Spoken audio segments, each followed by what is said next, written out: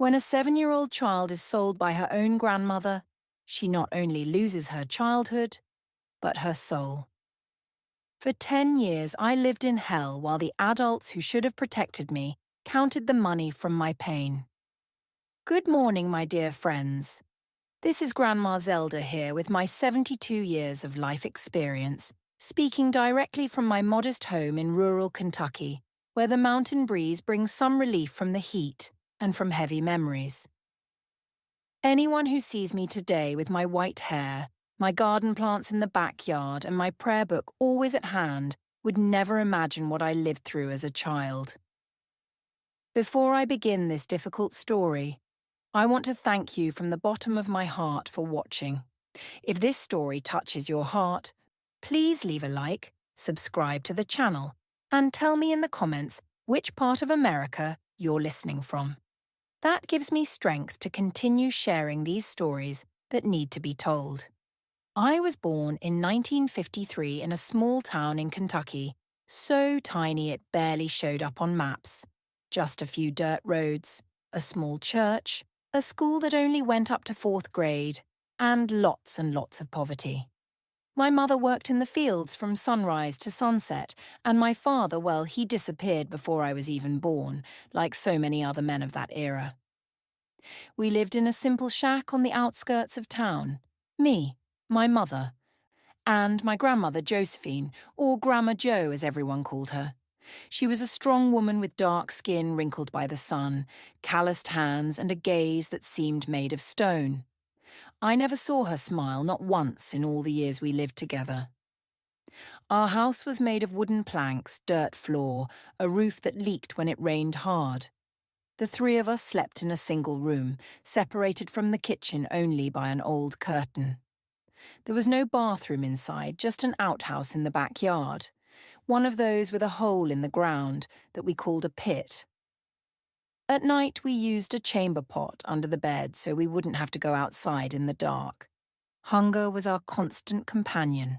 Some days, our only meal was a thin porridge made with cornmeal and a little water with salt. When my mother managed to bring some vegetables from the farm where she worked, it was a feast. Meat only on very special occasions, maybe once a month, and even then it was more bone than meat. Even with all this poverty, I had my childhood joys. I played with dolls made from corn husks, ran barefoot through the yard, climbed trees to pick fruit. At school, despite the difficulties, I stood out. Teacher Miss Lorna always said I was smart, that I could be somebody if I studied. It was shortly after I turned 7 that everything changed. I remember it like it was yesterday. It was a Sunday morning. My mother had gone to work at a rich family's house in town. Even on Sunday, because she needed the extra money, I was in the yard playing with pebbles when my grandmother called me. "Zelda, come here. There's work today." I thought it strange because Sunday was a day of rest, even for poor folks. But I obeyed as I always did. Grandma Jo had a heavy hand and didn't tolerate disobedience. She took me inside, gave me a thorough bath, something rare in that house where water was scarce and precious. She combed my hair carefully, made 2 neat braids. Then she took out a dress that I only wore to church on Christmas, a little white dress with lace details that my mother had bought at a fair. "Grandma, why am I getting dressed up like this? Is it a special day?" I asked, confused. "Don't ask questions, girl, just get yourself ready." "Today, we're going to the house of an important man who's going to help the family." I felt a chill in my stomach that I couldn't explain at the time. Today, I know it was instinct trying to warn me of danger, but children don't understand these things. Children trust adults, especially those who should protect them. We walked for almost an hour, leaving the little town heading toward a farm that was some distance away. It was a big house made of brick with a porch in front and a car parked outside. Something rare in those times and in that place. They must have been rich indeed. A man was waiting for us on the porch. He seemed old to my child's eyes. He must have been about 50, pot-bellied, sweaty, with a thick moustache and hairy hands. He looked at me in a way that made me want to hide behind my grandmother.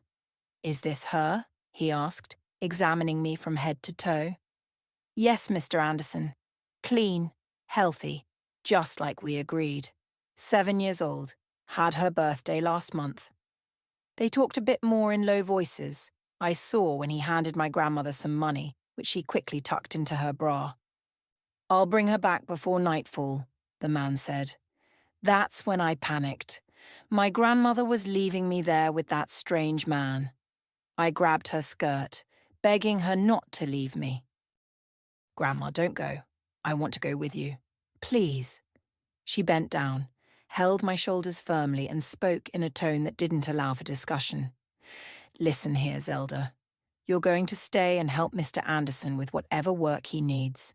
It's woman's work. Understand, every girl has to learn. If you're not good, we don't eat this week. Do you understand?"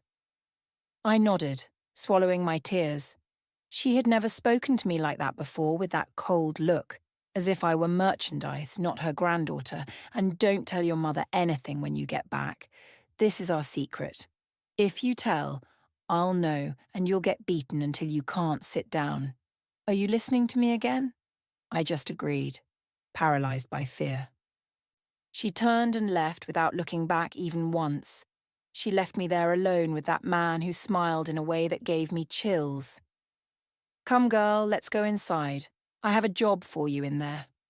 What happened in that house in the following hours is something I spent decades trying to forget. Even today at 72, the memories are so vivid that sometimes I wake up screaming in the middle of the night. He took me to a dark room with closed curtains and a strong smell of sweat and cigarettes. He said he was going to teach me a woman's job that would help my family, that I would be a good girl if I did everything right. What he did to me in that room is not something I can describe in detail, even after so many years. The pain, the terror, the confusion. A 7-year-old child has no way to process this kind of violence. I remember crying, begging him to stop, calling for my mother, for my grandmother. When it was over, I was bleeding, trembling, in shock. He took me to the bathroom, cleaned me with a rough towel, dressed me again in the little white dress that now had stains that never came out.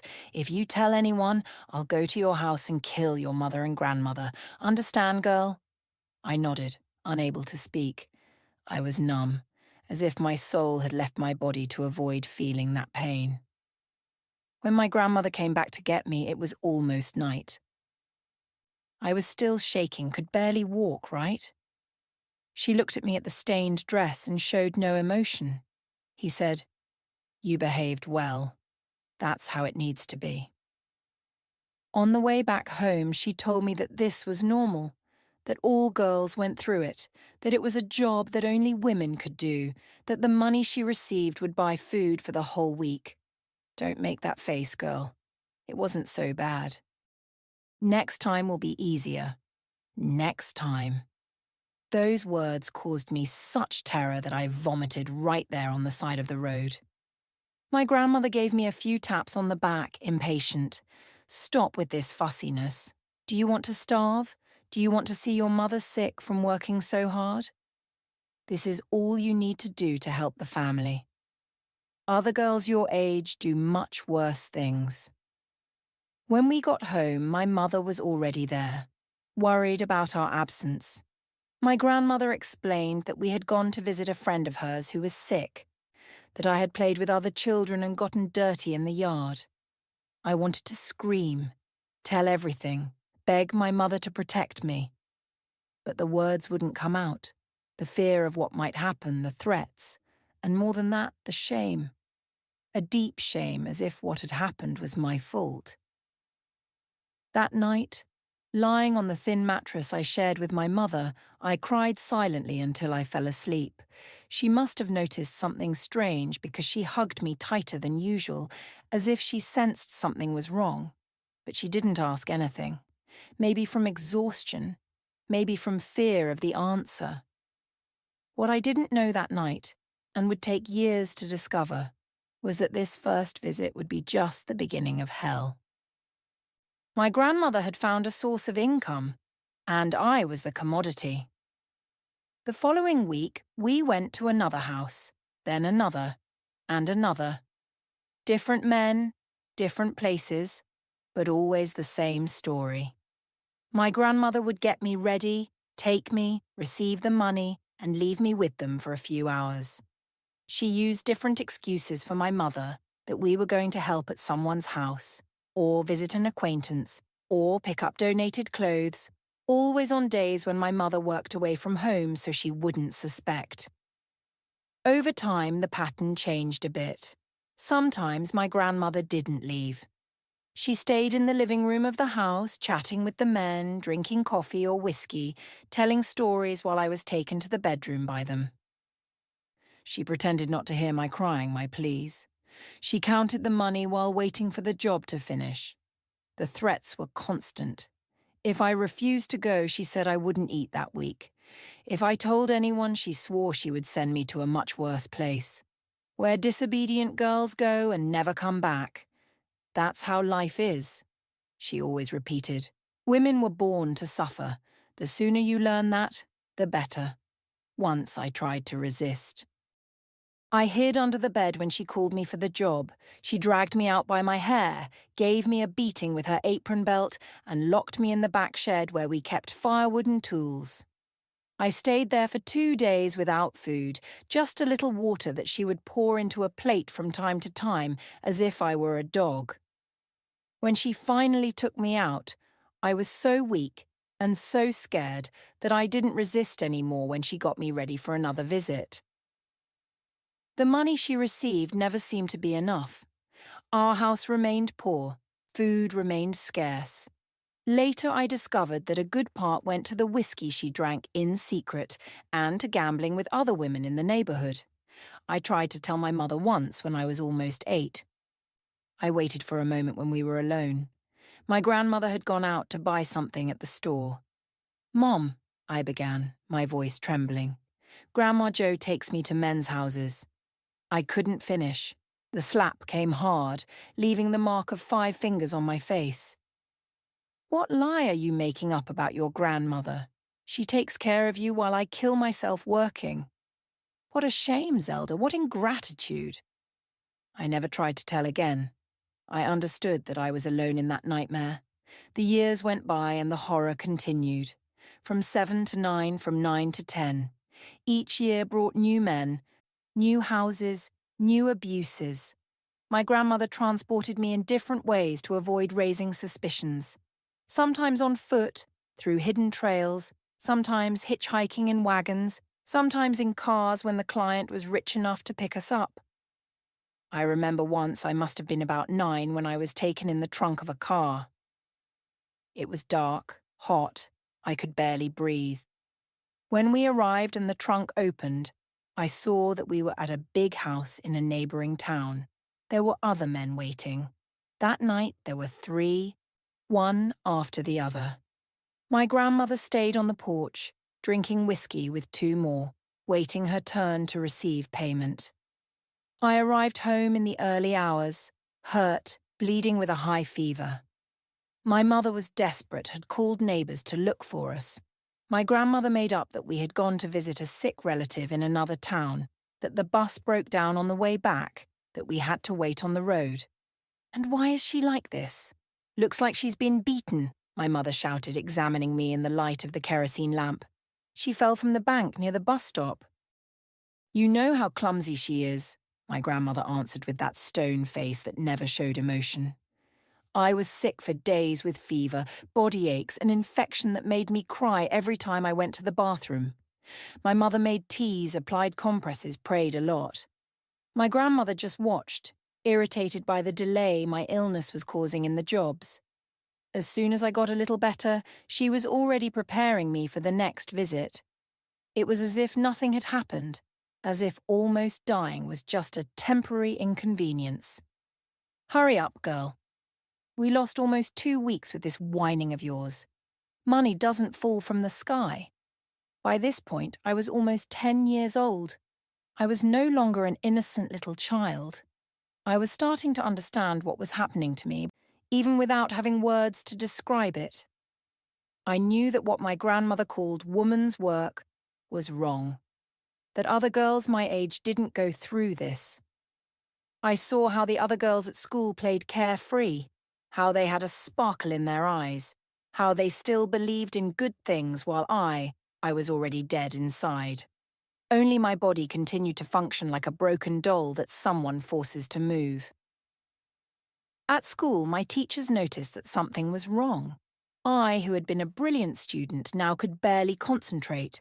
I had nightmares in the classroom, got scared when someone touched me, even if it was just a pat on the shoulder. My notebook had dark, frightening drawings that made the teacher look at me with concern. "Zelda, is something happening at home?" Miss Lorna asked once, calling me after class. I opened my mouth to speak, to finally ask someone for help. But at that exact moment, I saw my grandmother standing at the classroom door, watching me with those stone eyes. She had come to pick me up from school, something she never normally did. "Nothing, teacher," I murmured, lowering my eyes. "I'm just tired." Miss Lorna looked from me to my grandmother, and something in her look told me she suspected.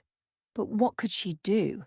In that time, in that place, questioning a grandmother about how she raised her granddaughter was unthinkable.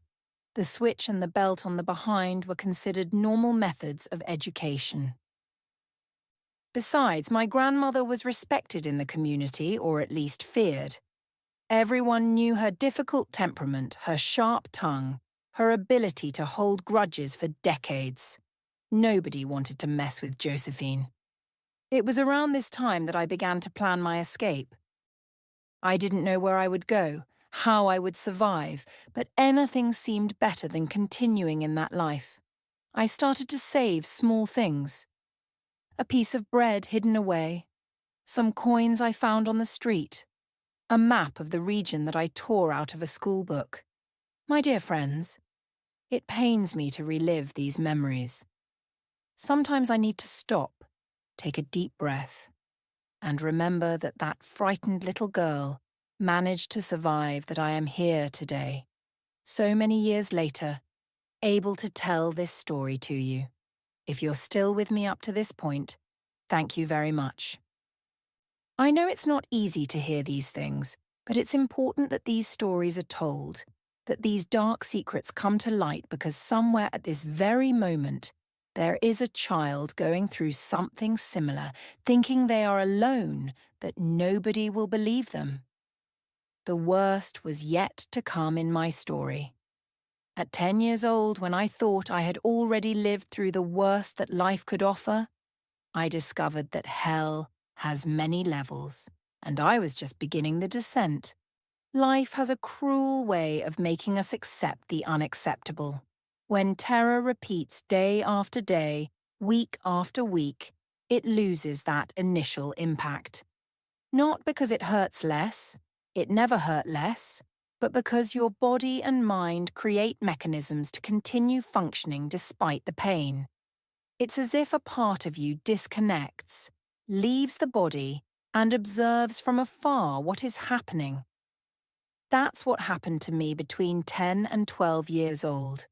What used to cause panic was now routine. Terrible, painful, but routine. I knew exactly what to expect when my grandmother called me with that specific tone of voice. "Zelda, fix your hair because today there's work." The visits had a pattern. 2, sometimes 3 times a week, almost always in the afternoon when my mother was at work. Different men, but with the same look. Some pretended to be gentle at first, offered candies, spoke in a mild voice. Others didn't even bother to pretend. All ended the same way, taking by force what no child should give. The worst of all was seeing how my grandmother Josephine had turned it into an organized business. Over time, she developed a network of regular clients and even a price list. The younger the girl, the more expensive. The more special services, the higher the value. She negotiated at the door like someone selling vegetables at the market, without a hint of emotion on her face. She's clean, healthy. This here is the price. If you want more time, it's this much more. If you want to do different things, we can arrange it.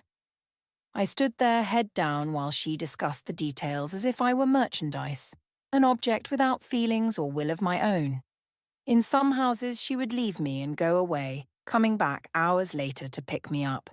In others, especially when there were several men, she stayed in the living room or kitchen, drinking coffee, drinking whiskey, talking about life as if nothing was happening in the rooms next door. Once, when I was about 11 years old, I was taken to a remote farm, one of those with a big mansion and several employees. It was the owner's birthday, a middle-aged fat man that I already knew from previous visits. There was a party going on with loud music and lots of drinking. My grandmother got me ready with a dress that she had sewn herself, light pink with bows, making me look even younger than I was. "Today is a special day," she said while braiding my hair. "Colonel Zachary is turning 50. He paid well, so you're going to be nice, you hear. Do everything he and his friends ask." We arrived in the late afternoon. The party was already lively with drunk men dancing in the yard to the sound of a banjo player.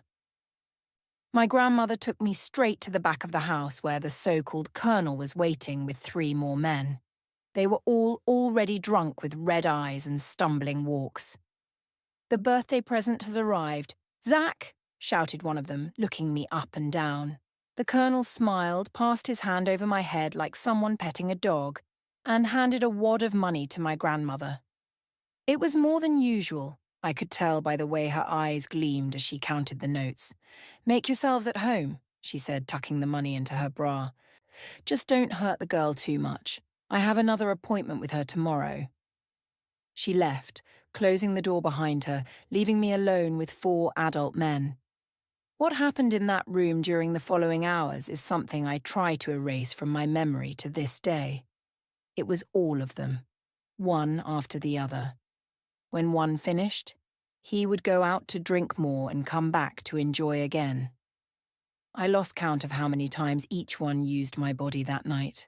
At some point I fainted from pain and exhaustion. When I woke up, I was thrown on a dirty mattress in the back of the house, bleeding and with bruises all over my body. I couldn't even get up properly. My grandmother appeared at the door, irritated by the delay. "Hurry up, girl. It's almost dawn. Your mother will be coming home from the night shift and can't find you out of the house." She didn't even help me get up. She stood at the door, rushing while I tried to gather strength to stand. When she saw that I could barely walk, she let out a sigh of impatience and pulled me by the arm. Always this fussiness. "Stop making a fuss. I've already told you that this is normal. Every woman goes through this." On the way back, walking with difficulty on the dirt road, I asked her for the first time something that had tormented me for years. "Grandma, why do you do this to me? Don't you like me?" She stopped, looked at me with those cold eyes, and answered something I never forgot. "Liking doesn't fill the belly. Girl, when I was your age, my mother did the same to me. That's how it is. Poor women only have their bodies to sell in this world. The sooner you learn that, the less you suffer later." It was the only time she mentioned something about her own past. She never touched on the subject again, but that phrase kept hammering in my head for years. Was it really like that? An endless cycle of grandmothers selling granddaughters who grew up to become grandmothers who sold granddaughters. When we got home, my mother was already there worried about our absence. My grandmother told the same story as always, that we had gone to help at an acquaintance's house, that the work took longer than expected. "And why is she limping and this bruise on her arm?" my mother asked, examining me with eyes tired from the night shift at the hospital where she worked as a cleaner. "She fell down the stairs when she was cleaning the windows," my grandmother answered without hesitation. "This girl is very clumsy." My mother believed it, or pretended to believe it. Sometimes I wonder if she really didn't suspect anything, or if deep down she knew but chose not to see. Maybe it was easier that way. Maybe the weight of knowing the truth was too much for her, who already carried so many burdens. After that night at the farm, I was sick for almost 2 weeks. High fever, intense pain, a strange discharge that caused me burning. My mother wanted to take me to the doctor in the neighbouring town, but my grandmother wouldn't let her. It's just a little flu. Give her garlic tea with lemon and it will pass. She knew that a doctor would recognise the signs of abuse, would ask difficult questions to answer. So I stayed at home, receiving the limited care that my mother could offer between one work shift and another. As soon as the fever went down, even though I was still in pain, my grandmother was already preparing me for new visits. The money from the farm had run out, spent on whiskey and the card game she frequented in secret, and we needed more. Get ready because today we're going to Mr. Yu's house. For the first time, I openly rebelled. I threw the dress she offered me on the floor and shouted, "I won't go. I can't take it anymore. I'm tired of being hurt." The slap came hard, knocking me down on the bed. She had never hit me in front of my mother. But that day we were alone in the house. "Listen here, you ungrateful girl. Do you think food appears on the table by miracle? Do you think this roof over your head is free? If it wasn't for me negotiating these jobs for you, we would have already died of hunger." I shrank on the bed, protecting my face with my arms, expecting more blows, but instead she changed tactics. Her voice became lower, more threatening. "If you don't go today, you don't eat anything else in this house. I'll lock the food cabinet and keep the key. Let's see how long you last with just water." It wasn't an empty threat. She had done this before for shorter periods when I showed resistance. One day without food, sometimes two. This time, from her tone of voice, it would be different. "And if you keep disobeying, I'll send you away. I know people who take girls to work in other cities. There, yes, you'll see what it's really like to suffer." Hunger was a real fear for me. We had already gone through difficult periods with only one thin meal a day. The idea of being sent far away to an unknown place with people even worse than my grandmother terrified me. So I went and I kept going in the following weeks. Resistance had too high a price. Around this time, I started having serious problems at school. I couldn't concentrate. I would fall asleep during classes after nights of not being able to close my eyes. I had nightmares in the classroom that made me scream suddenly, frightening classmates and teachers. My teacher, Miss Lorna, tried to talk to me to understand what was happening. Once she called me after class, "Zelda, you were my best student, and now you can barely write your own name. What's happening, my child? Is there something at home you want to tell me?" I looked at her at those kind eyes full of sincere concern and almost told her everything. The words were on the tip of my tongue, but then I remembered my grandmother's threats.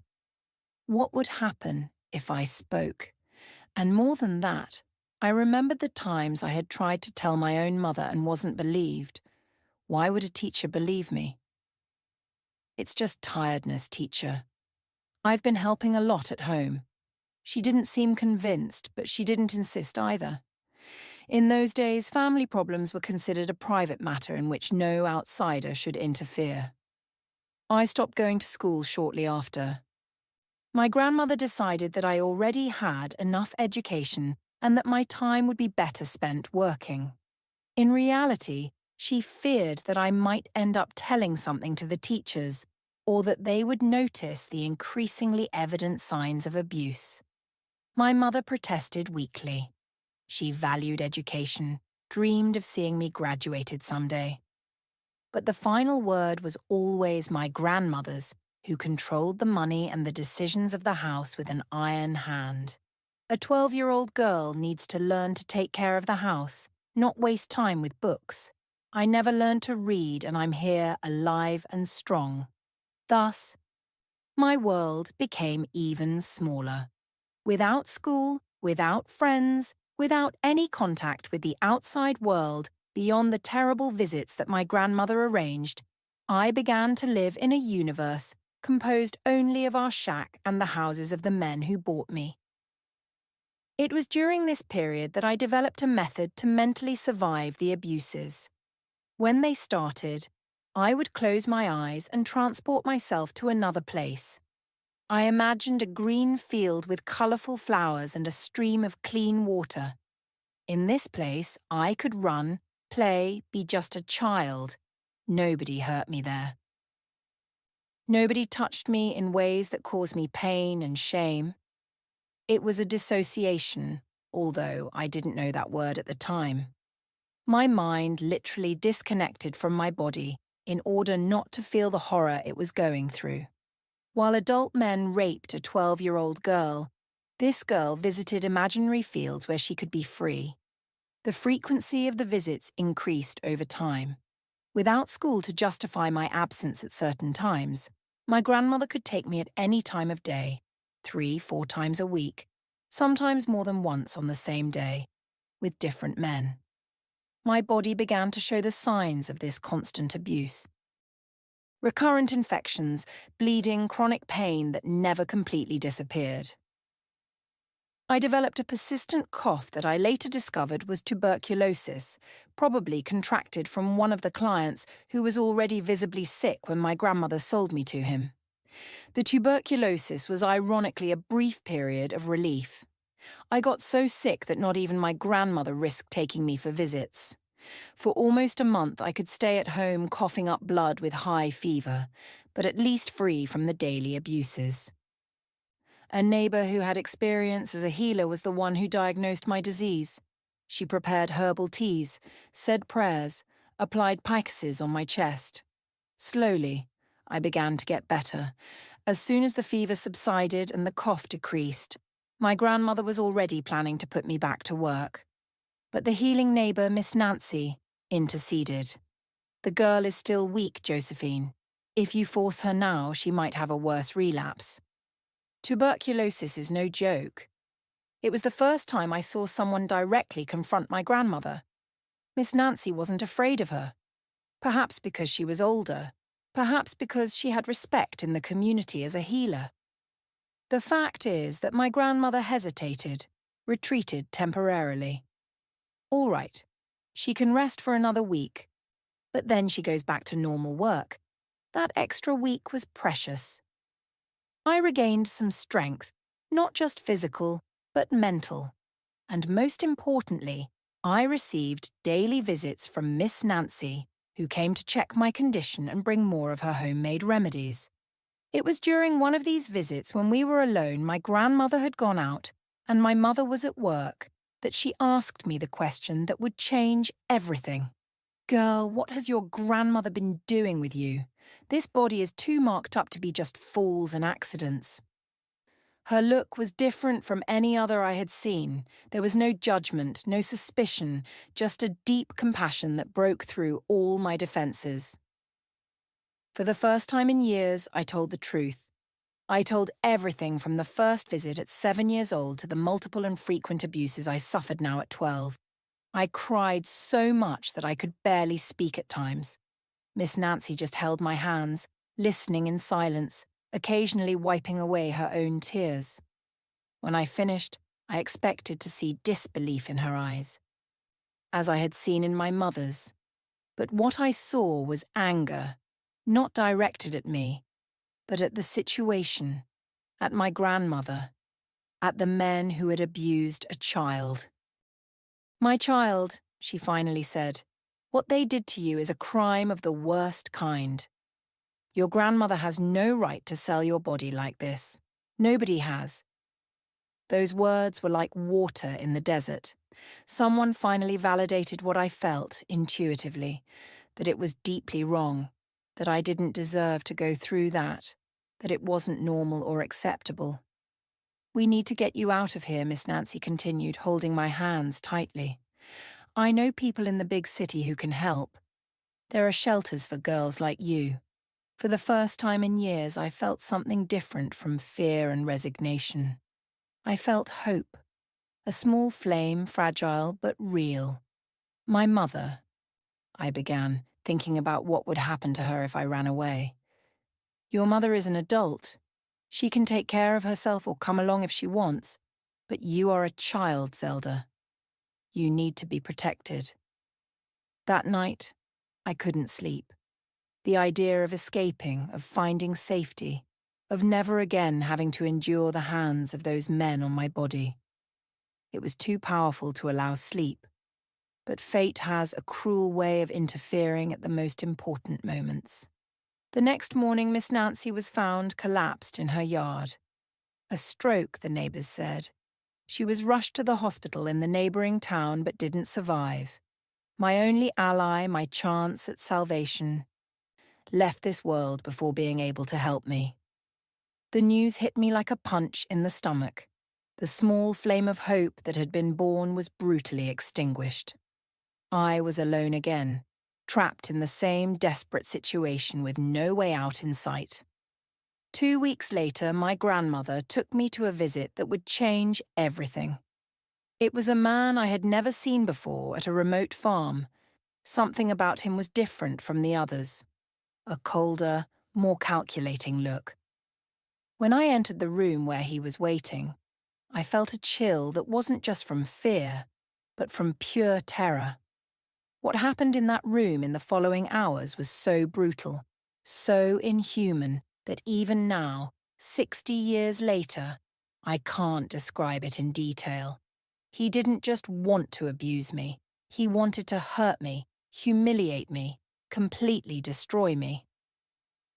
At a certain point, when I thought I had already endured the worst, he put his hands on my neck and began to squeeze hard, harder, and harder.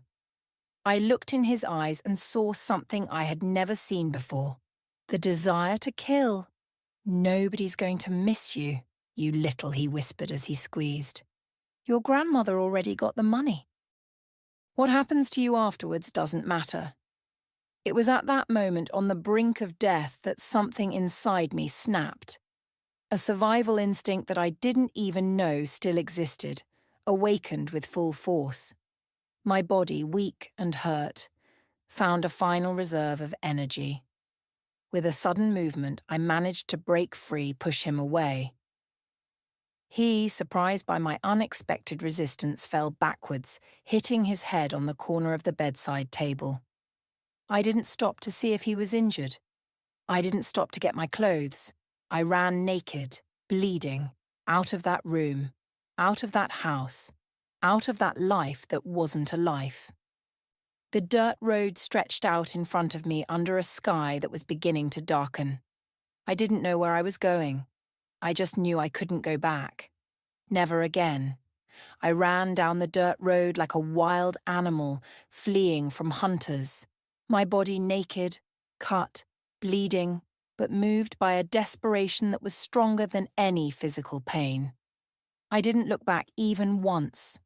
I was sure that man would come after me, that my grandmother would appear at any moment, that I would be dragged back to that hell. Night was falling fast in rural Kentucky. Soon the darkness would be complete without city lights to illuminate the way. But the dark didn't scare me. I had lived in darkness for years. What terrified me was the idea of being found. After running for what seemed like an eternity, I spotted a small chapel by the roadside. One of those simple constructions that dot the American countryside, where the faithful stopped to say prayers during journeys. It was empty, thank God. I took shelter there, curling up in a corner, trembling from cold pain and fear. It was in that chapel that I spent my first night of freedom. A frightening, uncertain freedom, but still freedom. I cried until I had no more tears, prayed with disconnected words, and eventually, too exhausted to remain conscious, I fell asleep. I woke up with the first rays of sun and the sound of a car approaching. I panicked. Was it him or my grandmother? I hid behind the small altar, covering my naked body with a cloth that served as a tablecloth for the offerings. I heard footsteps approaching, the chapel door opening. I held my breath. Good heavens, is someone there? It was a female voice. elderly. Even so, I didn't move, didn't answer. I had learned in the worst possible way not to trust adults. Child, I know you're there. I saw the blood trail at the entrance. I won't hurt you, I promise. Slowly, I peeked out from behind the altar. It was a black woman with white hair tied in a bun, dressed simply but cleanly. She was carrying a grocery bag and a rosary wrapped around her hand. My God in heaven, she whispered when she saw me, completely naked, covered in bruises and cuts with dried blood between my legs. Who did this to you, child? I couldn't answer. I just cried. A cry different from the night before. It was no longer the desperate cry of someone fleeing, but the relieved cry of someone who, after being lost for a long time, finds a human face that shows neither desire nor cruelty, just compassion. The lady, Miss Florence, as I discovered later, took the shawl that covered her shoulders and wrapped me in it. Without asking more questions, she took me to her car, an old station wagon that belonged to her son.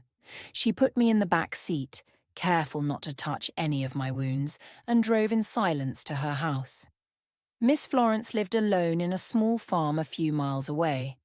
Her son, who was a truck driver, had bought that piece of land for her to spend her old age, and only appeared once a month during his breaks from the road. It was a simple place, but clean and organized, with a yard full of medicinal plants and fruit trees.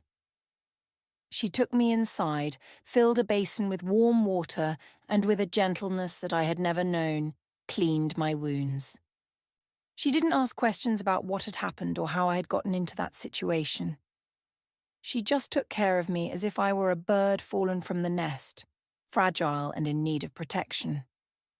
After cleaning me up, she gave me an old dress that, although too big, was the first clean, unstained clothing I had worn in a long time. She prepared a chicken broth that reminded me how hungry I was. I ate slowly with difficulty, my throat still sore from the hands that had tried to strangle me. It was only after feeding me and settling me on a clean mat near the wood stove that she finally asked, "Do you want to tell me what happened, child?" And for the second time in my life, I told everything from the beginning. From the first time my grandmother took me to do work, I told about the years of abuse, about the multiple men, about the threats, about hunger used as punishment. I told about my mother who didn't believe me, about the school I had abandoned, about the tuberculosis, about Miss Nancy who had tried to help me but died before she could. And finally, I told about the man who had tried to kill me the night before, about how I managed to escape, about how I ran naked down the road without knowing where to go. Miss Florence listened to everything without interrupting. When I finished, she was crying silently, tears running down her wrinkled face. "You're safe now," was all she said, holding my hands firmly. "As long as I live, no one will hurt you again." I spent 3 months hidden on that farm. I found out later that my grandmother and my mother searched for me in the region, that they went to the sheriff's office to report my disappearance, that they made up stories about me being a troubled girl who had run away from home taking money. The man I had pushed survived, apparently. He also looked for me, but for different reasons. He wanted revenge for the fall that left him with a deep cut on his head. But nobody thought to look on the isolated farm of an elderly lady. It was the perfect hiding place. Slowly, I began to recover, not just from the physical wounds, which were many and serious, but also from the wounds of the soul, which were even deeper. Miss Florence never pressured me to talk about what had happened. She never demanded details.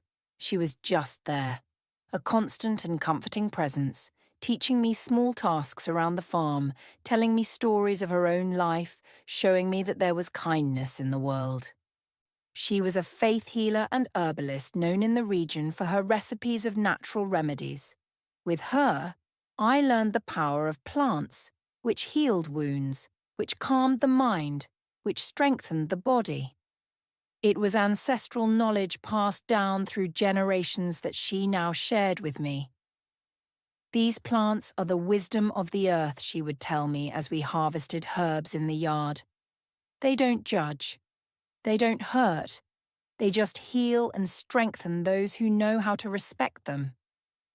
It was with her herbs and prayers that she treated not just my external wounds, but also the internal ones. The recurrent infections, the chronic pain, the damage caused by years of abuse and by the forced abortion that my grandmother had caused with a strong tea when I got pregnant at 12 years old. Yes, because there was a baby before my escape.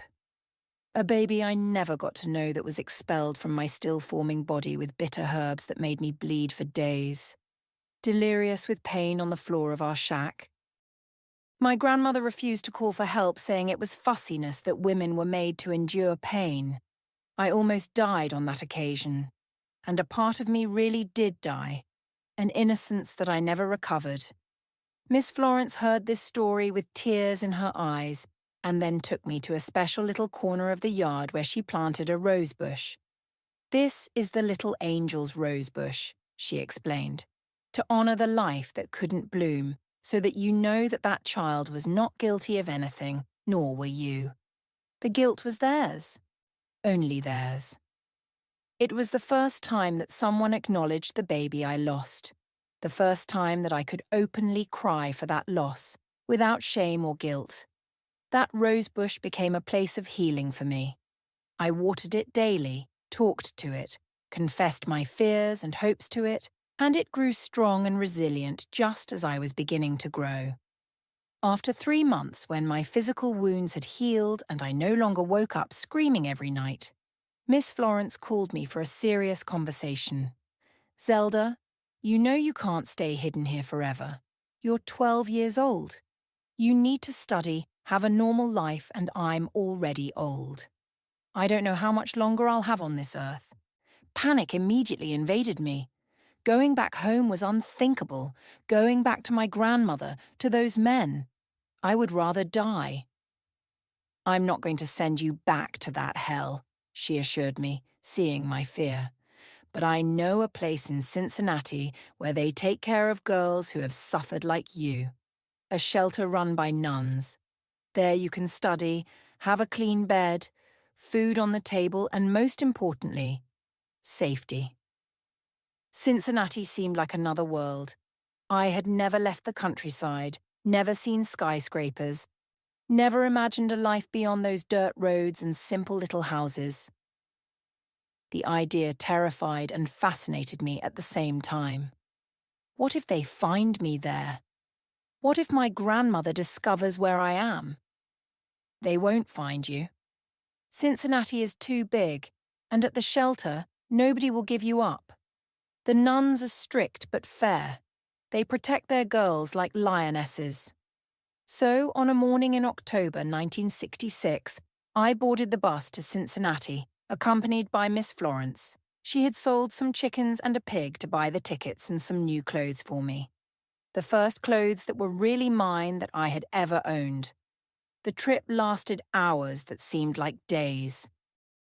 The fear of being discovered that my grandmother or one of those men would appear on the bus didn't let me relax even for a minute. I held Miss Florence's hand so tightly that my fingers turned white.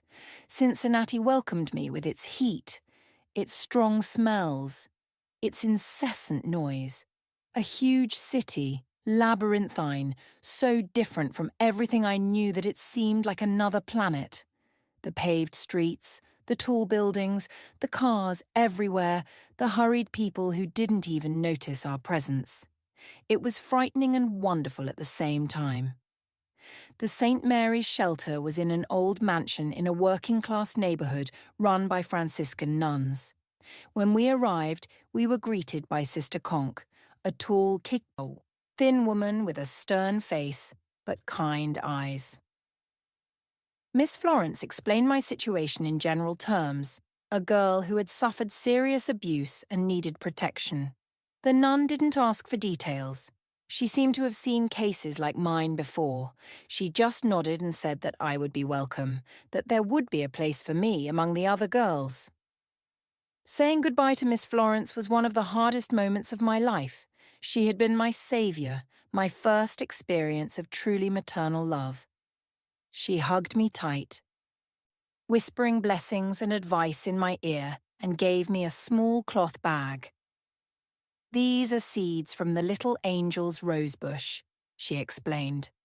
"When you have your own little corner, plant them. To remember that even from the most painful experiences, something beautiful can be born." I stayed at St. Mary's Shelter for 4 years. It was a period of difficult adaptation, of constant nightmares, of learning to trust again. The nuns were disciplinarians, maintained rigid routines, but were never cruel. There were daily prayers, classes, household chores, all at precise times. For someone who had lived in chaos and terror for so long, that structure was strangely comforting. The other girls had stories similar to mine.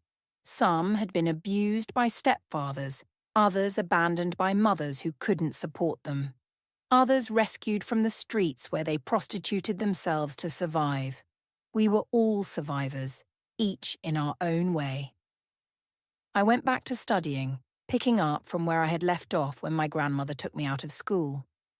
At first, it was difficult to concentrate, to follow the lessons.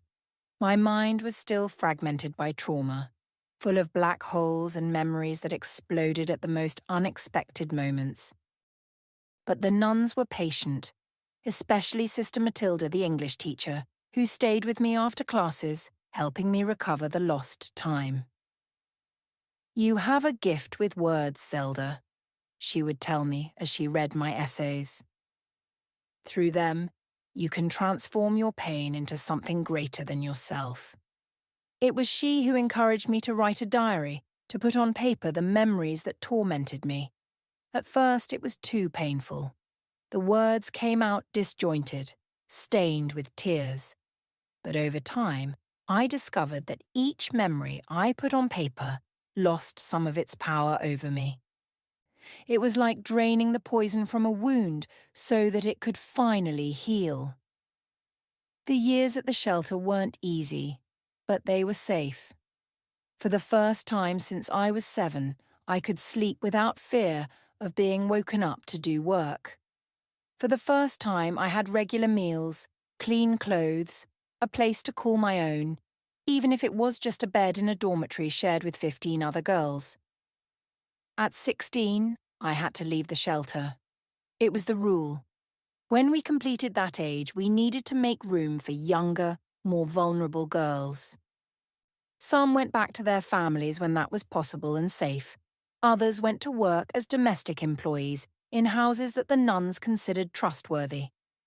Some simply disappeared into the streets of Cincinnati, unable to adapt to a world they only knew through violence.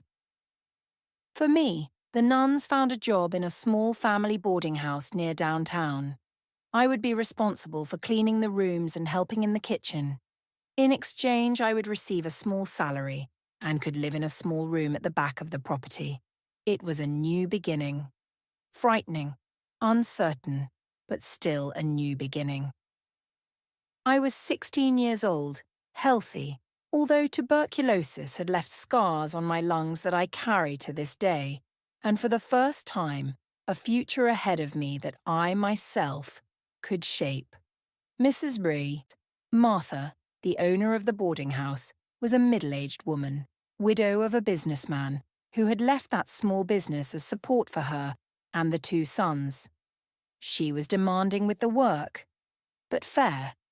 And most importantly, she respected my boundaries, never asked about my past, never tried to touch me or approach me in ways that made me uncomfortable. It was at the boarding house that I met Mr. Augustus, a retired teacher who rented one of the rooms permanently. He was a man in his 60s, white hair, thick glasses, always with a book in hand. He noticed how I looked curiously at his small personal library while tidying up the room. "Do you like to read, girl?" he asked one day, catching me looking at the spines of the books. "Yes, sir. I learned at the shelter with the nuns." He smiled, a gentle smile that contained no ulterior motive, something that took me a long time to recognize after years of associating male smiles with imminent danger. You can borrow whatever you want. Books were made to circulate, not to gather dust on shelves. Thus began an unlikely friendship between a traumatized 16-year-old girl and a retired 60-year-old teacher. He loaned me books, discussed the stories with me, explained words and concepts that I didn't understand. Through these books, I discovered worlds that I had never imagined, lived so different from mine that they seemed like fantasies. Mr. Augustus never tried anything inappropriate, never crossed the boundaries of a respectful friendship. He was the first man I was able to trust after everything I had been through. He became a kind of father or grandfather that I never had. Someone who cared about my growth, about my future without expecting anything in return. It was he who encouraged me to formally finish my studies. With his help, I enrolled in a night GED program. I worked at the boarding house during the day and studied at night. It was exhausting, but each book I read, each knowledge I acquired took me a little further away from that terrified girl who had fled naked down a dirt road years before. The past, however, never completely abandons us. Even in moments of greatest peace, it finds ways to remind us of its existence. For me, this reminder came when I turned 18, in the form of a letter delivered to the boarding house. It was from Miss Florence, my saviour, the woman who had found me in the chapel and sheltered me on her farm. We hadn't kept in touch since my going to the shelter. It was safer that way to prevent my grandmother from being able to track me down. The letter was brief, written in shaky handwriting. She was sick, knew she didn't have much time, and wanted to see me one last time. It included the address of the farm and a bus ticket back to the countryside. My first instinct was fear. Going back to that region meant the risk of encountering my grandmother or one of those men. It meant revisiting places I had fought to forget. But how could I deny the last request of the woman who had saved my life? After much reflection, many sleepless nights, I decided to go. I asked for a few days off from the boarding house and boarded the bus with my heart racing. With each mile that brought us closer to the countryside, my anxiety increased. It reached a point where I thought about asking the driver to stop to run back to the safety of Cincinnati, but I continued for Miss Florence and perhaps, although I didn't admit it to myself, for some kind of closure that my soul still needed. The bus left me in the small town closest to the farm. I would have to walk the rest of the way. It was strange to be back on those red dirt roads, under that open sky of the countryside, among those smells of childhood. Corn, dust, wood stove smoke. I walked slowly, alert to every movement, every sound. With each person who passed, I shrank my shoulders, lowered my head, tried to make myself invisible. Old habits that instinctively resurfaced. When I finally spotted the farm, my heart tightened. It seemed smaller, more worn by time. Miss Florence's son, Robert, was in the yard fixing a fence. He didn't recognize me immediately. The frightened 12-year-old girl had become an 18-year-old young woman, taller, stronger, with a different look. "Zelda?" he asked, uncertain when I approached. "My God, how you've grown!" He took me inside. Miss Florence was in bed, visibly weak, consumed by a cancer that had spread too quickly for remedies, natural or conventional, to take effect, but her eyes still had that same kindness that had saved me years before. "My child," she whispered when she saw me, extending her trembling hand. "You came back." I spent 3 days by her side. 3 days taking care of her as she had taken care of me, preparing the teas that she herself had taught me to make, telling stories of my life in Cincinnati, listening to her last advice and blessings. On the morning of the 4th day, she departed silently, without suffering, like someone who just decides it's time to continue the journey.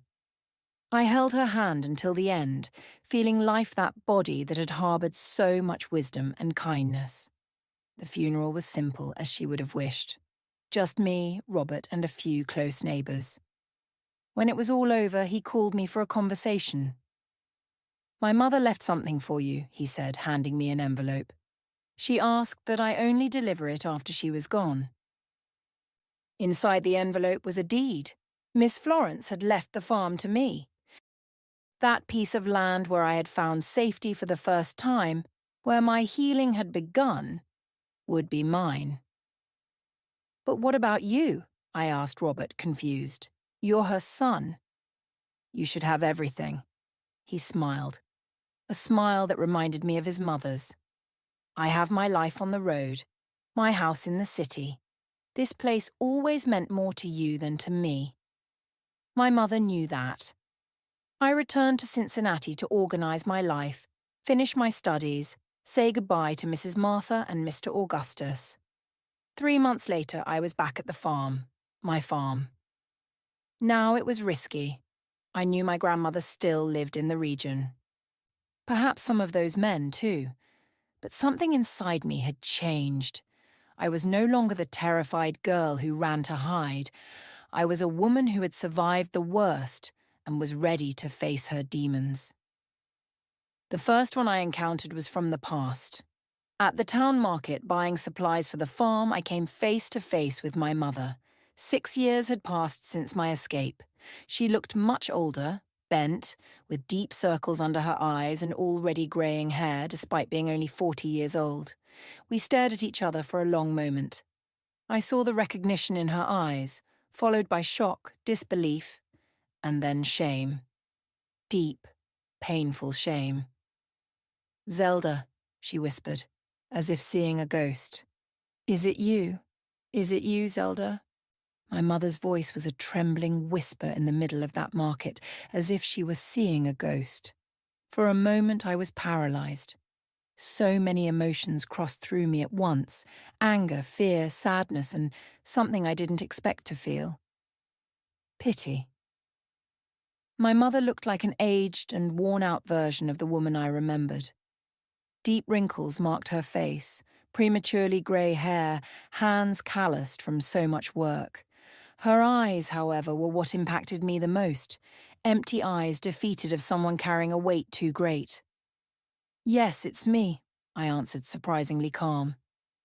She took a hesitant step toward me, hands extended as if wanting to touch something to confirm it was real. Instinctively, I backed away. 6 years had not been enough to erase the reflex of fear. "We thought you had died," she said, her voice choked. After you ran away, that man, he said she left the sentence hanging, unable to complete it. She didn't need to. I understood what had happened. The man who tried to kill me must have said he succeeded, that my body was somewhere in the woods. It was easier for him than admitting that a 12-year-old girl had escaped from his hands. "I'm alive," I confirmed, feeling a strange strength grow inside me. I survived. I didn't say how or where. Some things didn't need to be shared, at least not there in the middle of a market full of curious eyes and attentive ears. "Your grandmother," she began, but I interrupted her. "I don't want to know about her. Never again." Something in my tone must have made it clear that the subject was closed. My mother just nodded, eyes lowered, immersed in that shame I had seen when we recognized each other. Can I see you again?" she asked, her voice almost inaudible. "I have so much to tell you, to try to explain. Explain as if there could be any possible explanation for allowing your own daughter to be sold, abused, destroyed, as if any word could justify years of voluntary blindness. But there was something about her, perhaps the way her shoulders curved under the weight of guilt, or how her hands trembled slightly, that prevented me from refusing completely. "I'm living at Miss Florence's farm," I said finally. "If you want to find me, you know where it is." With that, I picked up my purchases and left the market, feeling her gaze on my back. I didn't look back even once. I had already learned that looking back only brings pain. She appeared 3 days later alone, thank God. The idea of seeing my grandmother again gave me chills. She was nervous. I could tell by the hesitant steps. By the way, a worn handkerchief between her fingers. I prepared coffee, a luxury I could now afford, growing my own beans on the farm. We sat on the porch, the same place where Miss Florence had taught me about herbs and medicinal plants, where my healing had begun. For a few minutes we sat in silence, only the sound of birds and wind in the leaves filling the space between us. Then she began to speak, and what I heard left me both furious and devastated. My grandmother Josephine had done to my mother exactly what she did to me. She had begun selling her at 8 years old to the same types of men for the same type of money. For years, my mother suffered the same abuses, the same threats, the same terror that I would come to know. When she got pregnant with me at 14 years old, the result of one of these encounters arranged by my grandmother, she didn't have the option to abort. My grandmother saw in me a future source of income, a continuation of the perverse cycle. She kept me alive for this. She always said it was the destiny of the women in our family, my mother explained, silent tears running down her marked face, that her mother had done the same to her and her mother's mother before that. A cycle that came from generations. When I was born, my mother tried to protect me as she could. She found work outside the home to stay as much time as possible away from the influence of her own mother. But she needed to work more and more to support us, inevitably leaving me under the care of my grandmother. I suspected, she admitted, her voice broken by shame. I saw the signs, the bruises, the way you changed, how your eyes lost their sparkle. But I didn't want to believe it. I couldn't believe that my own mother was doing to you what she did to me. And when I tried to tell you, I asked, the old pain resurfacing, when I finally found the courage, and you hit me, called me a liar, she covered her face with her hands, openly sobbing now, because at that moment, admitting the truth would be admitting my own failure, that I couldn't protect you, that I allowed the cycle to continue. It was easier to believe the lie. Easier to pretend that nothing was happening. I don't know if I forgave her that day. Forgiveness isn't something simple, not after so much suffering. But I understood something important. My mother was also a victim who became an accomplice through weakness, through fear, through her own unresolved pain. This didn't erase her responsibility, but it put her actions and inactions in a different light. And Grandma Jo? I asked, fearing the answer. Is she still? My mother shook her head. Died 2 years ago. Cirrhosis. The whiskey finally took its toll. I felt an enormous relief followed by a confusion of emotions difficult to name. It wasn't exactly joy at someone's death, not even someone who had caused me so much harm. It was more like liberation, the certainty that that woman could never hurt another child again, that with her perhaps that terrible cycle had finally found its end. After that day, my mother and I developed a cautious relationship. It wasn't the unconditional love between mother and daughter that some people know. It was something more complex, built on the ruins of a painful past, fed by a mutual understanding of suffering and by the shared determination to break that family pattern. She never came to live with me on the farm, preferring to maintain a certain distance, perhaps out of shame, perhaps out of respect for my space and my healing. But she visited regularly, helped with planting and harvesting, learned about the medicinal herbs that I now cultivated, following Miss Florence's teachings. It was during one of these visits, about a year after our reunion, that she told me about the men, those who had abused me, whom my grandmother had brought to our house. who had paid to destroy my childhood. Most of them are already dead, she said, while we separated coriander seeds on the porch. Old age, disease, accidents. Colonel Zachary had a stroke that left him confined to a bed, unable to speak or move. They say he suffers day and night. I didn't feel joy at this news, nor satisfied revenge. What I felt was a strange kind of peace, as if the universe, in its own way and in its own time, was balancing the accounts. "And that last one?" I asked, referring to the man who had tried to kill me, from whose hands I had escaped that desperate night. "The one who said he had killed me."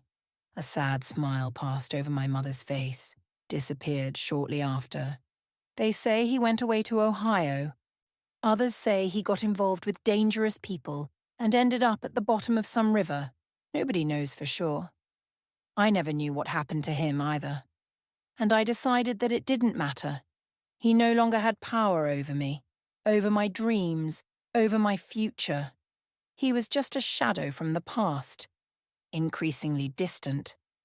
As I built my new life, and it was a surprisingly good life, considering how it began, Miss Florence's farm prospered in my hands. I learned to work the land, to cultivate not just to survive, but to heal. The medicinal herbs that she had taught me to recognize and use became the basis of my livelihood. In the beginning, people from the region came seeking simple remedies. Teas for headaches, ointments for injuries, syrups for coughs. Over time, my reputation grew. Travellers came from far away to consult the herb lady, as I came to be known. It wasn't just knowledge of plants that attracted people. It was something deeper, more difficult to explain.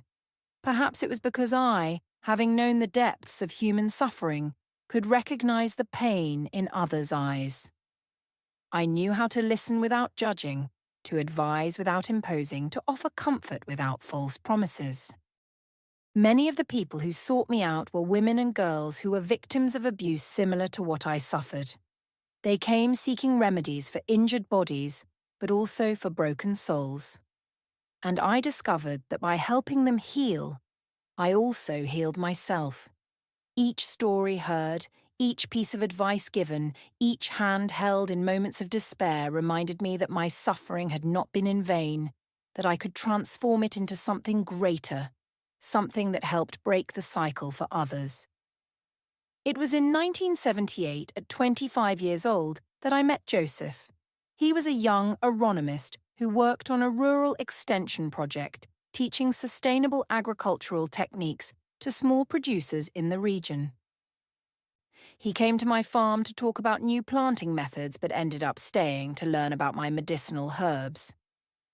Joseph was different from any man I had ever known.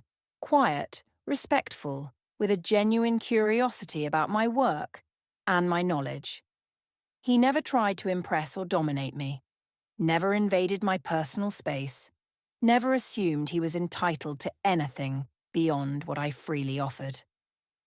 Our friendship grew slowly over months of periodic visits, conversations about plants and crops, exchanges of knowledge and experiences. I only realized I was falling in love when I caught myself anxiously waiting for his visits, preparing special cakes on days I knew he would come, dreaming of his calm smile on lonely nights. The fear, however, was enormous. After everything I had been through, the idea of physical intimacy terrified me. The memories of abuse were still there, buried deeper, but ready to resurface at the slightest trigger. How to explain this to a man? How to make him understand that my retreat wasn't rejection, but trauma? It was one of the women I helped heal who gave me the advice that would change everything. "Tell him," said Maria, a middle-aged woman who had survived a violent marriage. "If he's the right man, he'll understand. If he doesn't understand, he's not the man for you." Gathering all the courage I had on an afternoon of fine rain that left the air perfumed with the smell of wet earth, I told Joseph parts of my story, Not all the sorted details. Some horrors are too heavy to share, but enough for him to understand why I trembled when he got too close, why I became tense when we were alone, why I would need time and infinite patience if he wanted to build something with me. He listened in silence, eyes fixed on mine, unshed tears occasionally gleaming. When I finished, I expected to see pity, perhaps disgust, or that morbid curiosity that many people have in the face of others' suffering. What I saw was respect. Deep, sincere respect. "Thank you for trusting me with your story," he said simply. "It must have taken a lot of courage. I want you to know that I will never, ever do anything that causes you fear or discomfort. We can go at your pace always. And if that pace is never going beyond friendship, that's fine too." We married a year later in a simple ceremony on the farm itself. Just a few close friends, my mother and Miss Florence's son, who came especially for the occasion. I planted flowers around the little angel's rose bush, which was now large and leafy, so that it would also participate somehow in that moment of joy.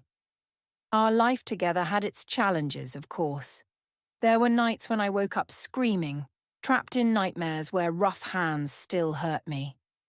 Moments when an unexpected touch made me stiffen with fear.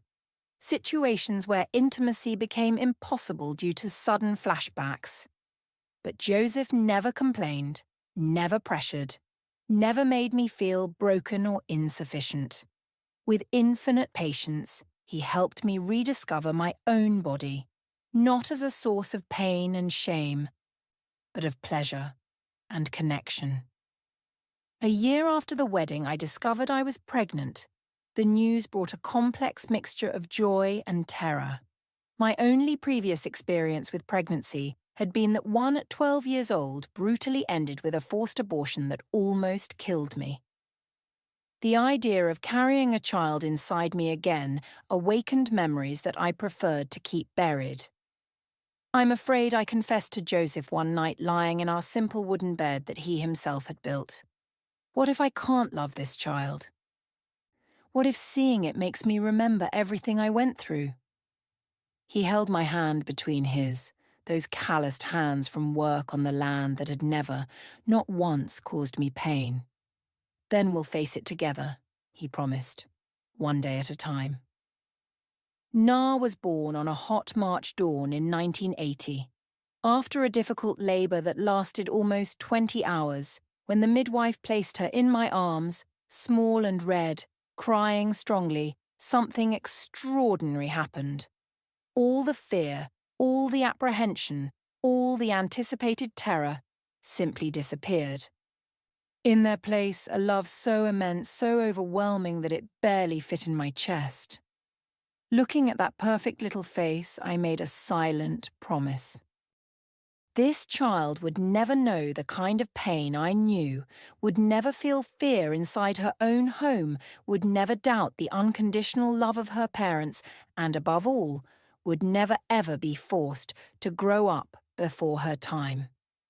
Na was the first of 3 children. Then came Matthew and Claire, each bringing more light and love to our family. I raised them with a combination of fierce protection and careful freedom. I wanted them to be strong, independent, capable of recognizing danger, but without the crushing weight of distrust that I carried.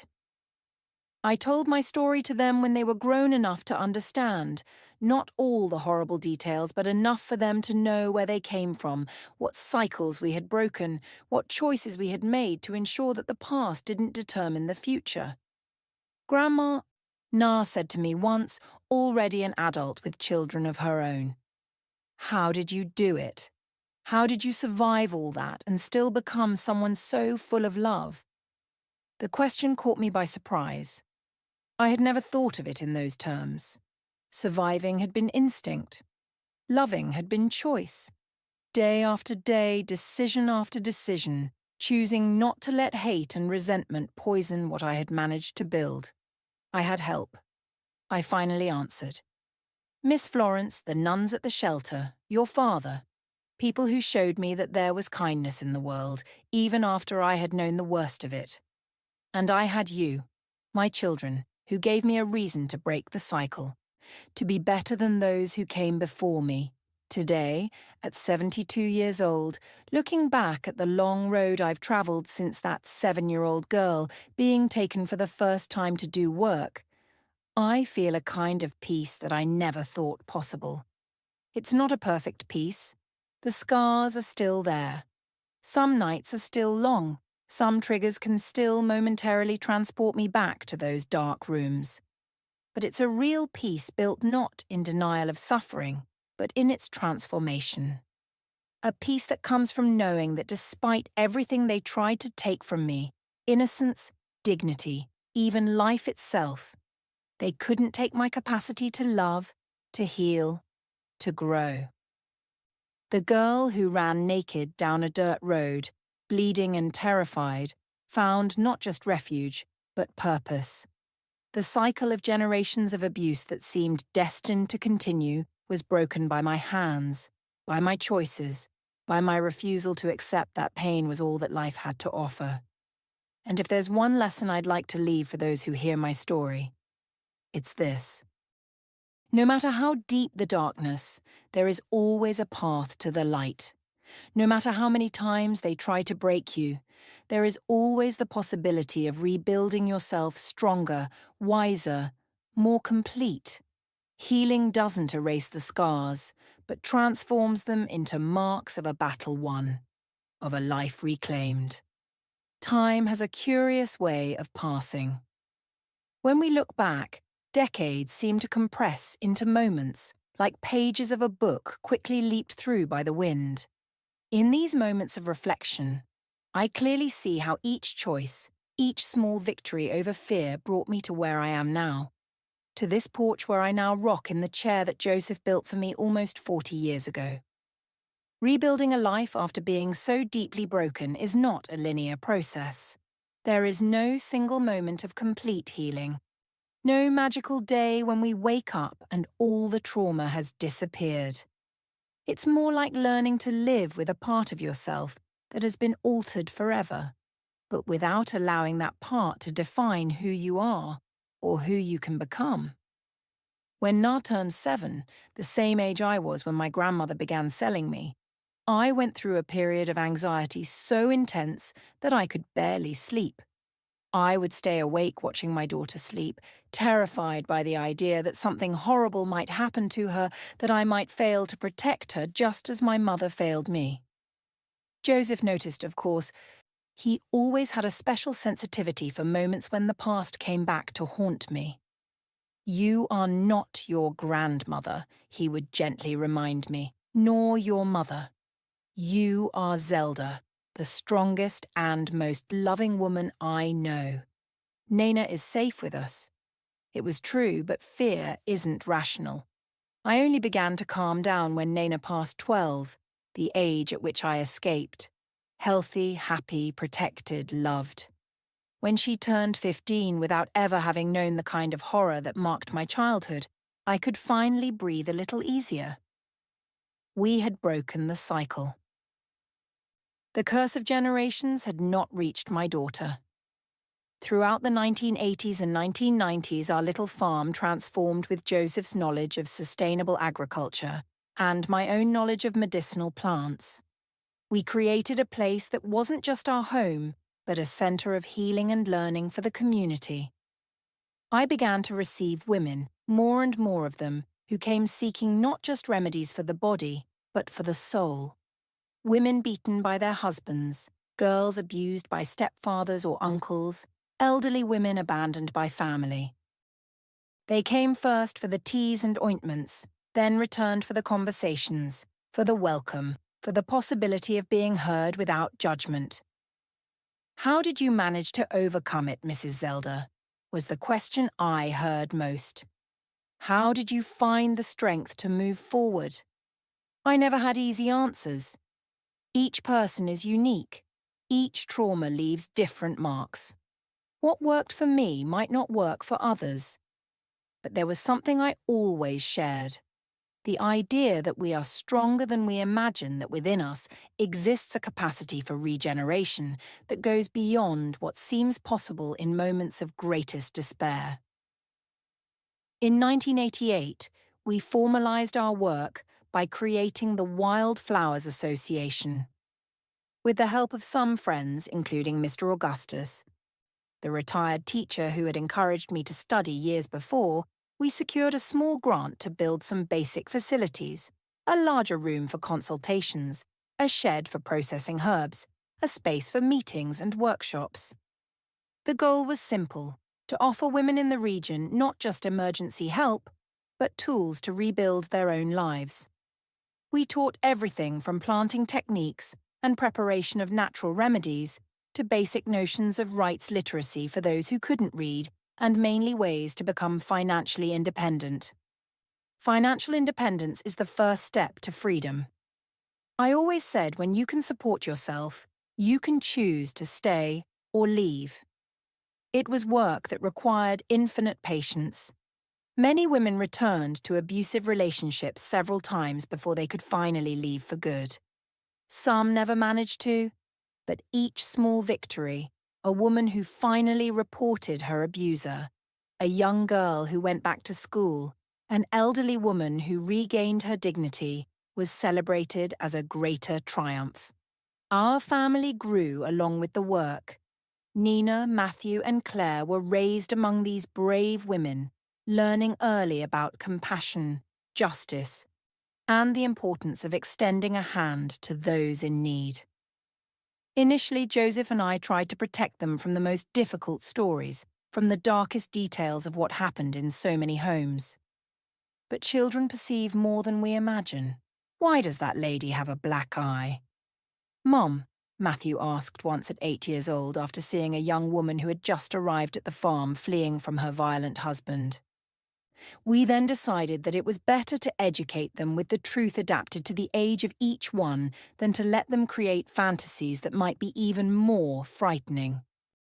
We explained in simple words that some people hurt others, that some families were not safe places, and that our work was to help those who needed refuge and healing. Like you needed once, asked Claire, my youngest, with that sharp perception she always had. It was the first time I mentioned parts of my story to my children. I didn't go into details, they were too young, but I said that yes, I too had needed help when I was young. And that's why I understood the importance of extending a hand to others. As they grew, I shared more. When Na had her first period at 11 years old, I told her how my own entry into puberty had been marked by an increase in the services my grandmother forced me to do. How my developing body attracted a different kind of attention, more dangerous. Not to frighten her, but so she would understand the importance of speaking openly, of never keeping secrets that hurt, of trusting that her parents would always believe her. When Matthew, at 14, began to show interest in a schoolmate, we talked about consent, about how desire never justifies imposing oneself on another person, about how a true man is not one who dominates, but one who respects. Claire, always the most sensitive of the three, was the one who most identified with our work. From a young age, she accompanied me in herb harvests, learned the names and properties of each plant, attentively observed how I prepared the remedies. At 16, she was already conducting some workshops on her own, teaching older women how to make ointments and syrups. "I want to be like you when I grow up," she told me one day, while we worked together processing lemon balm. "I want to help people heal." The pride I felt at that moment is indescribable.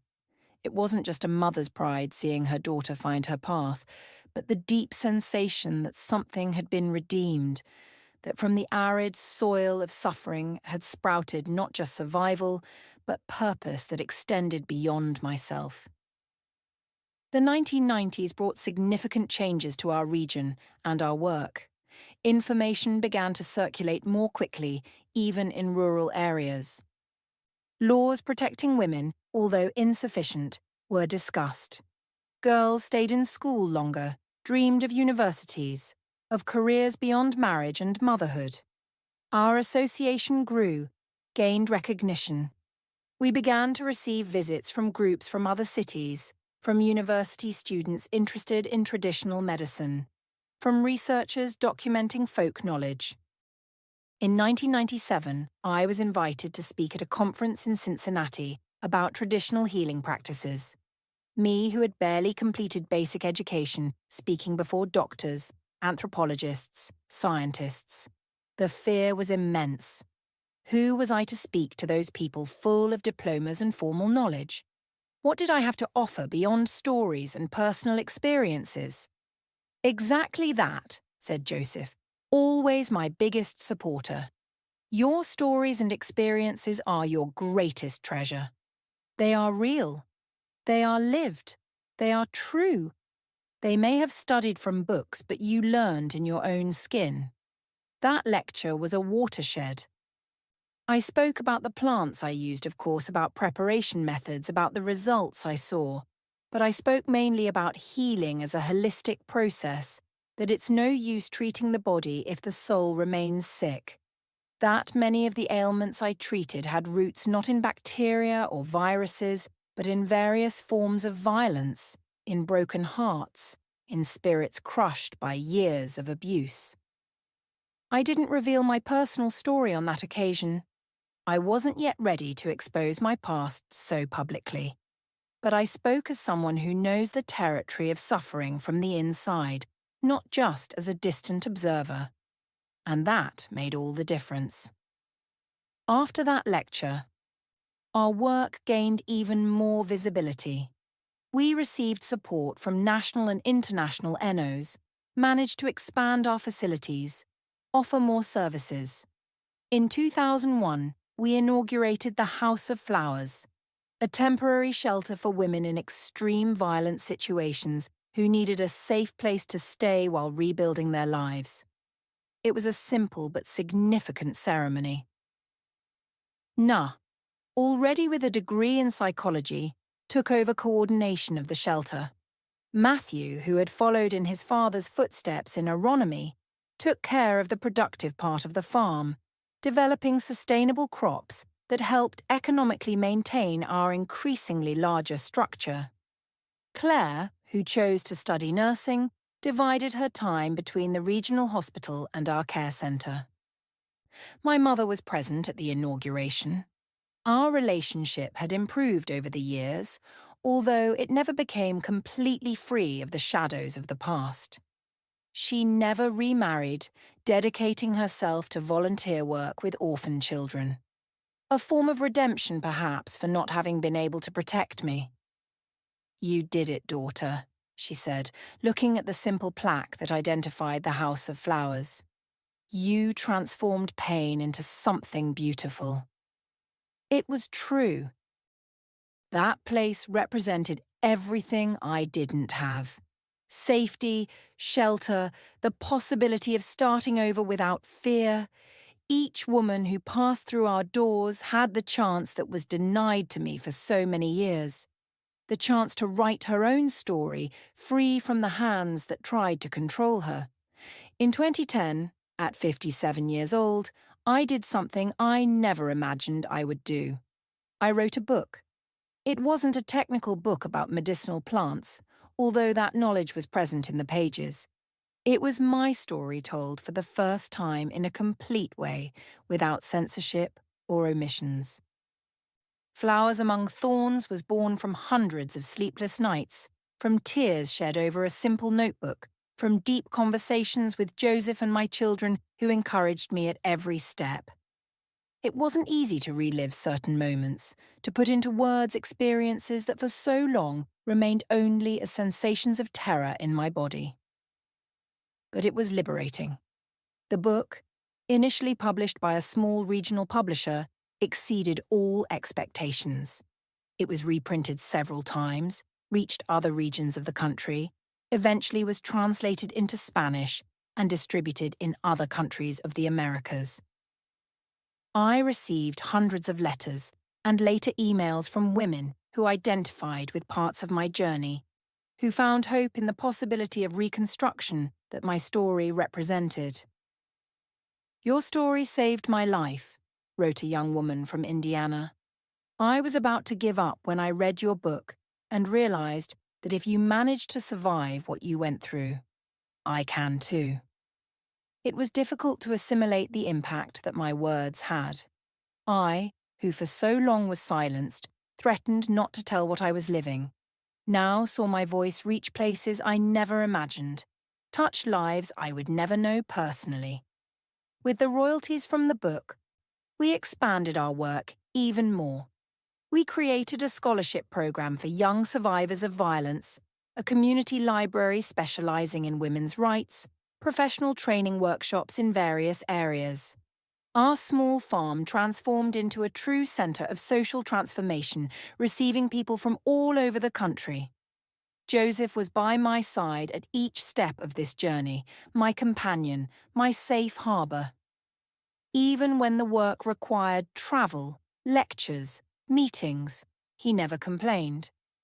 Never made me feel divided between my family responsibilities and my greater mission. "Your purpose is part of who you are," he would say, and I fell in love with who you are, not with who I thought I could shape. Life, however, always reminds us of its impermanent nature. In 2018, Joseph was diagnosed with aggressive pancreatic cancer.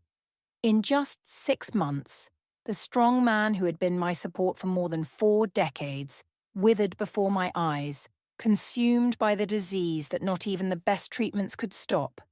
His departure was peaceful at home, surrounded by me, our children, and grandchildren. "I have no regrets," were his last words to me. "We lived a good life, Zelda, a life of love and purpose." The grief was deep, but different from any pain I had ever experienced. It wasn't the corrosive despair of trauma, but a luminous sadness woven with threads of gratitude for everything we had shared. I cried not because our story had ended tragically, but because it had been too beautiful not to leave longing. The following years were of adjustments, of discovering how to continue without the one who had been my life partner for so long.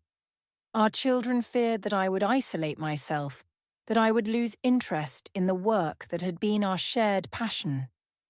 But I discovered that Joseph's legacy continued alive, not only in the features of our children and grandchildren, but in the very structure of what we had built together. At 65, I decided it was time to pass the baton. Nina, Matthew, and Claire were already managing a large part of the association's activities. A new generation of women, many of them daughters and even granddaughters of the first ones we helped, was assuming leadership positions, bringing fresh ideas, innovative approaches. I didn't completely step away, of course. I continued guiding, advising, sharing knowledge accumulated over decades of work. But I allowed myself to slow down, dedicate more time to simple things like tending my garden, making cookies with my grandchildren, watching the sunset from my porch with a cup of lemon balm tea in my hands. In 2021, at 68 years old, I received a call that left me speechless. It was from the Department of Human Rights, informing me that I had been nominated to receive the Human Rights Medal, one of the highest decorations in the country in the field. The ceremony in Washington, D.C. was surreal. Me, a girl from rural Kentucky, who at 7 years old was sold by her own grandmother, now being applauded by authorities, activists, personalities. When they called my name and read the citation for her extraordinary contribution in the fight against child sexual violence and in creating innovative methodologies for welcoming and recovering survivors, I had to hold back tears. In the acceptance speech, I spoke about that 7-year-old girl, about how she ran naked down a dirt road to escape the horror, about how she found outstretched hands that helped her rebuild. I spoke about how each of us can be that outstretched hand for someone in despair, how small acts of kindness can literally save lives. No child should go through what I went through, I concluded. But as long as this reality still exists, we need to ensure that there is also hope on the other side. That for every abuser there are 10 protectors. That for every abuse there are 100 acts of healing. That for every trauma there are 1,000 possibilities of reconstruction. Today, at 72 years old, looking back, I see not just the pain and horror that marked my childhood, but also the long and extraordinary journey of reconstruction that came afterward. I see the hundreds of women and children who passed through the House of Flowers, many of them now building their own stories of overcoming. I see my children and grandchildren growing without the weight of the cycle of violence that marked generations of my family before them. I see the little angel's rose bush, now huge, surrounded by other flowers planted by different hands over the years, a literal and symbolic garden of healing. And I realize that in some mysterious and profound way, nothing was in vain. That each tear shed, each wound inflicted, each night of terror transformed through conscious choices and constant work into tools to heal, not just myself but countless others. This is the alchemy of life.